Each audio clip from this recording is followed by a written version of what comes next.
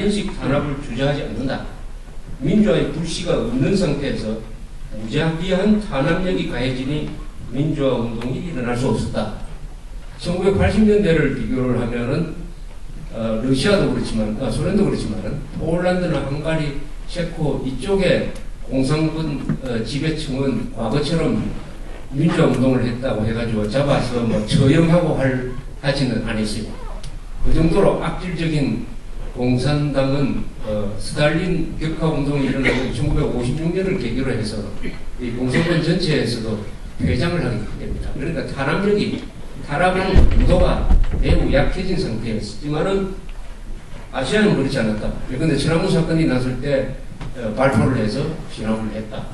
탄압력이 아시아 공산국가가 훨씬 세고 민주화 운동의 힘은 아시아 공산국가가 훨씬 약하니까 변화가 일어나지 않았다. 이렇게 되죠. 따라서 북한을 자유화시키려면은 북한 안에 친한 민주파를 만들어 놓아야 한다. 그러니까 북한에도 민주화 운동 세력이 있어야 내부로부터의 변화에 의해서 북한이 변화를 이룰 것이다. 러시아 동부에서는 그 변화가 외부에서 작동한 것도 있지만 전부 다 안에서 생겼다. 안에서 생겼다. 옐친 같은 사람이 안에서 생긴 사람이지 바깥에서 누가 들어가서 옐친 역할을 한 것은 아니다. 이런 이야기입니다.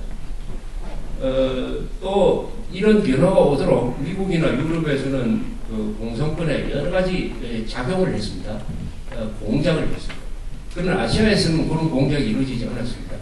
그런데 대만이 중국에 대해서 무슨 공작을 하는지, 남한이 북한에 대해서 공작을 한 것은 있지만 그것은 아주 미미했고 오히려 역공작을 받아가지고 남한에서는 대남 적화 공작이 더 효과가 있고 중국의 대만에 대한 공작이 훨씬 더 효과가 있었다.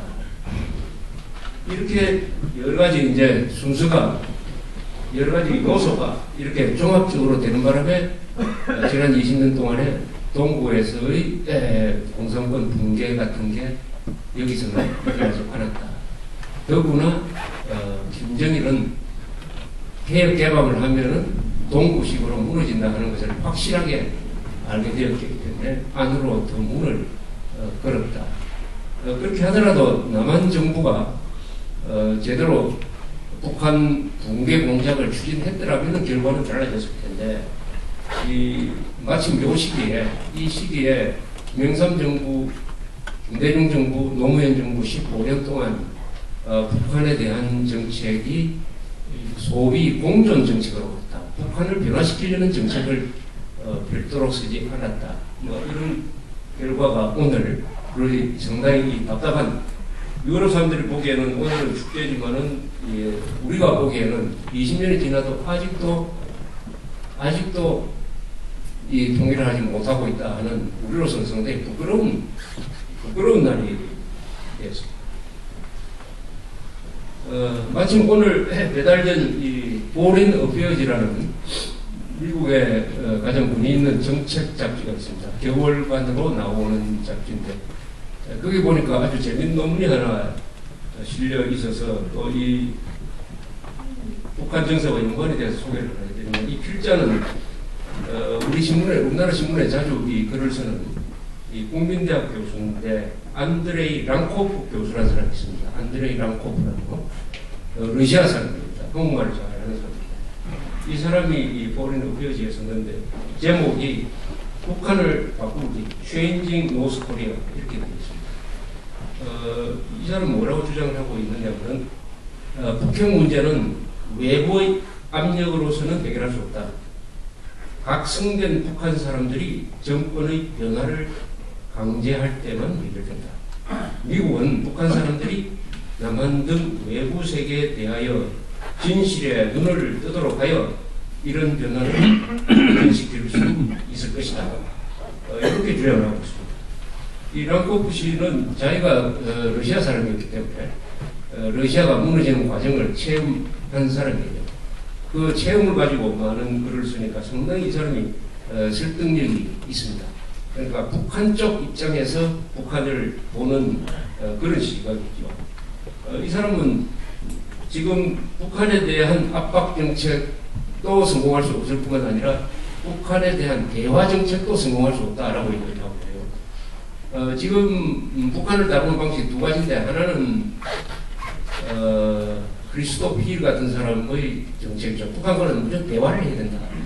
대화를 통해서 핵 문제를 해결할 수 있다. 우리 김대중 노무현 정부의 노선과 같죠. 반면에 압력을 넣어야 된다. 존 볼튼이라는 유엔 대사, 전 유엔 대사의 주장, 부시 정부의 초창기의 정책입니다. 이 랑코프 씨는 그 두 개 다 안 된다. 둘 다 되지 않는다. 그럼 세 번째 선택은 뭐냐? 랑코프라는 사람은 아주 간단 명료하게 이렇게 정리를 합니다.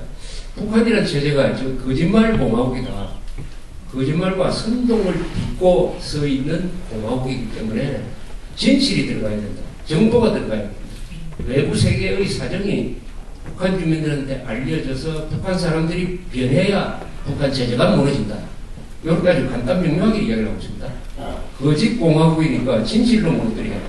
진실. 그러면 문제는 진실을 어떻게 집어넣을 수 있느냐 하는 데 대해서 이 사람은 이런 주장을 하고 있습니다. 우선 접촉을 해야 된다. 접촉을. 개성공단과 같은 것도 좋다.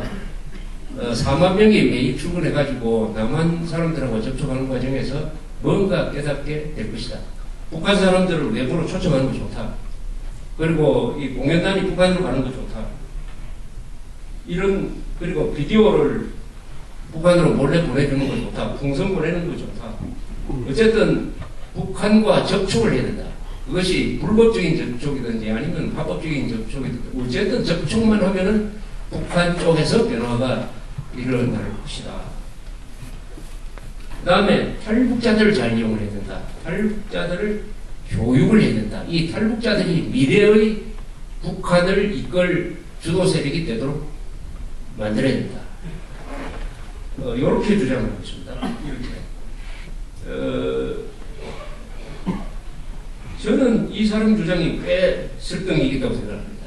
이 사람 주장이. 그리고 여기서 제가 여러 번 강조해 온 것과 거의 비슷한 건데, 다만, 한국 보수 세력 중에서는 북한의 압박만 되지 일체 접촉을 해서는 안 된다. 라고 주장하는 사람도 있습니다. 개성공단도 문 닫아버리고, 모든 걸 문을 싹 닫아버리고, 북한으로 하여금, 안으로 내부적으로 완전히 고립되도록 하는 방식이 있다. 이렇게 주장하는 사람이 있고, 그 다음에 군사적 압박을 가해야 된다라고 주장하는 사람이 있습니다. 근데 이 군사적 압박을 가해야 되는 것은 이미 이게 불가능하게 되어버렸습니다. 미국이 우선 군사적 압박을 가할 처지가 되지 못하고, 미국이 안 하는데 한국이 나서서 할 입장도 되고, 그래서 북한에 대한 군사적 압박은 효과가 없다. 그 다음에 금융제재라는 방식이 있다. 저는 이게 아직도 유효하다고 생각하는데, 이 랑코프라는 분은 금융제재도 크게 효과가 없다라고 주장을 하고 있습니다. 거기에 대해서는 이견이 있겠는데, 이 사람이 주장하는 것은 결국 아주 일목요연해요. 동서냉전에서 미국이 왜 이겼느냐? 동서냉전에서 서방이 이긴 방식을 채용을 해야 된다. 동서냉전에서 서방이 한 것이 바로 접촉을 통해서 북한 공산권안을 바꾸는 것이었다.